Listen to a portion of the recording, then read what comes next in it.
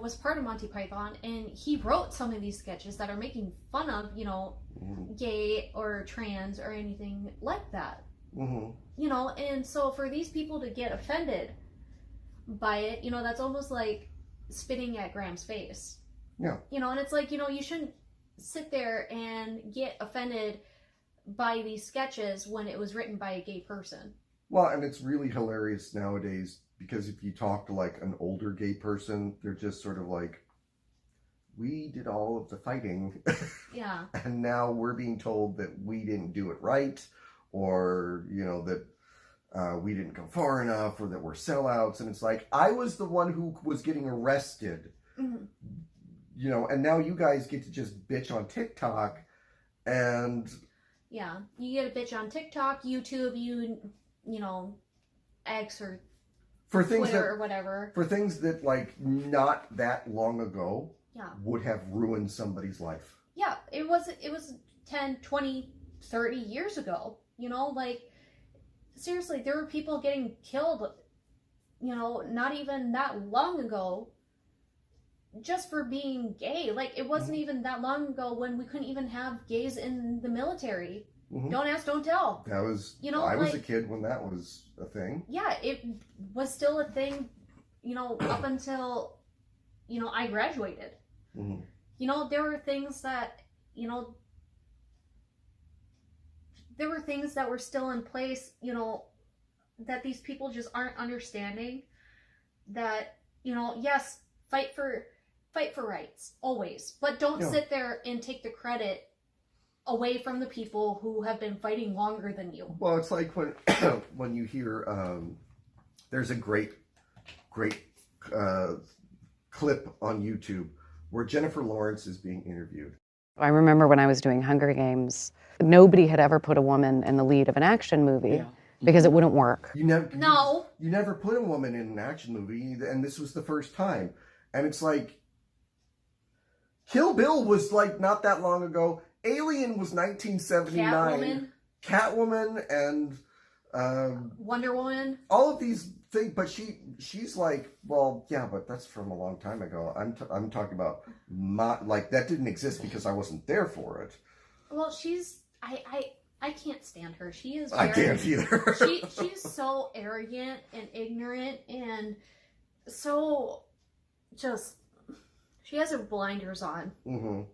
And it's when you get, I think, people who would look at Monty Python and go, well, I mean, I don't see what's so funny about Graham Chapman playing this very stuffy military leader with a tutu on. Why is that supposed to be funny? Because it was 1972 and nobody had seen anything like that before. Yeah, and, we were, let's see, 2 world wars, Korea, Vietnam, Cold War, and a lot of things to make fun of. And yes, now we look at that and we're like, I think some people say, well, what's the big deal? The big deal was that at the time you could get in trouble for stuff like this. And Python was just like, we don't care. The BBC was like, no, rein it in. And Monty Python was just like, no. They stood up to the man. Yeah.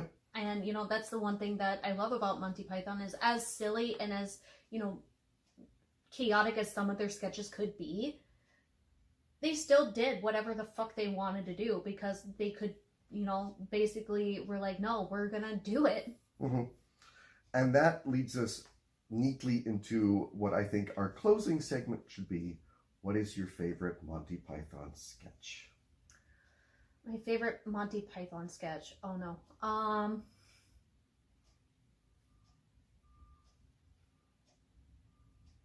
Okay. We've already kind of talked about it a little bit.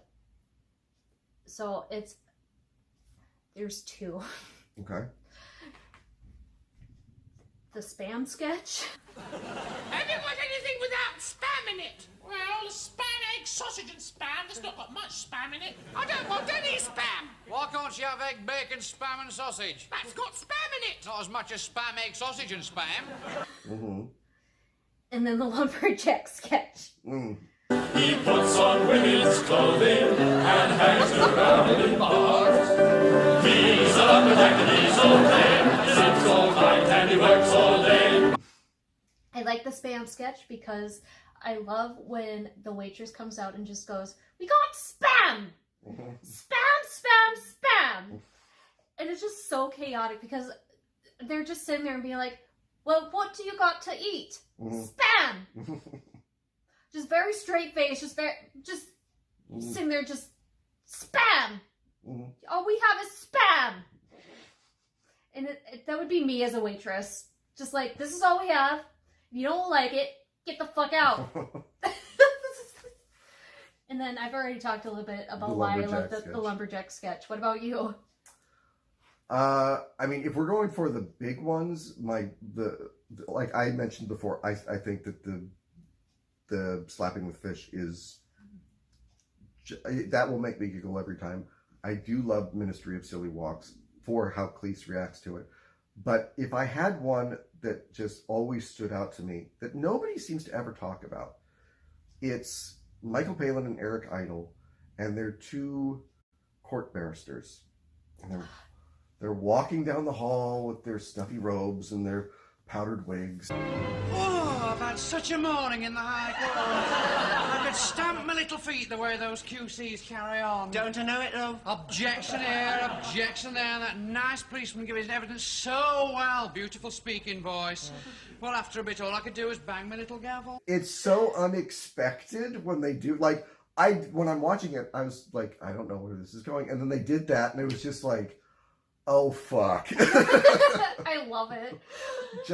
And I don't know why that one's not considered like one of the big classic ones, because it is so funny and unexpected. I think it's pretty great, honestly. I forgot about that one too. It's a great one because of the fact that Eric Idle's face, he's just like, he makes some of the greatest faces just because I don't know what it is about him, but like his jawline, like when he just goes, like he just has to push in his lips and he's just like sassy teacher mode, like sassy mom mode. And that floors me every single time. It does go on a bit long, like a lot of the sketches do, where it's like, oh yeah, you're gay. We've got it. But again, for 1972, 73, to do something like that was, I'm sure there were a lot of people who were hugely offended. Oh, I'm sure they were. I'm sure they were. But you know what? It's great. And you know what? They said, fuck you to the man. Because it's literally like, it's taking this British institution and just saying, you know, you're wearing wigs and dresses, right? Yeah. Oh, the Spanish Inquisition. Nobody expects the Spanish Inquisition. The Spanish Inquisition. That's another one of my favorite. You never expect the Spanish Inquisition. That's another one of my favorites. Speaking of dresses. When you're speaking of, like, flailing dresses and shit. That's another one of my favorites. I'm sorry, I have 3. As the Spanish Inquisition would keep going. Wait, one more. One more. Monty Python is now an institution. You see all of the surviving members now, and they're all stuffy old men. Oh, yeah. Sort of like the men they were making fun of back then. Yeah, they are. But when they were young, and when this show came out, I Love Lucy or Andy Griffith, those were shows that you just sort of people would watch, and the family could sit around and watch them, and there's like a warm kind of glow that comes from that. And then there's shows like Monty Python where they just came out and were like, what can we destroy? Yeah, basically. What can we just smash? What chaos can we bring to this world? Yeah. And you gotta love them for that. Yeah. So, I mean, it's really, personality, developing content, honestly. I, suggest, kids watching Monty Python, Honestly, it will give them a great personality. Great sense of humor. Just check your outrage and try to enjoy a show that, if not for them doing that, you wouldn't get to do what you're doing now. Yeah. Bye, everybody. Bye.